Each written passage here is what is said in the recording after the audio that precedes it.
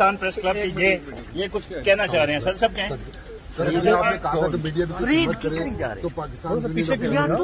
पूरे पाकिस्तान में 22 तारीख को कॉल दे दिया हड़ताल की, जो सेंसर ऑफिस किया जा रहा है मीडिया पे,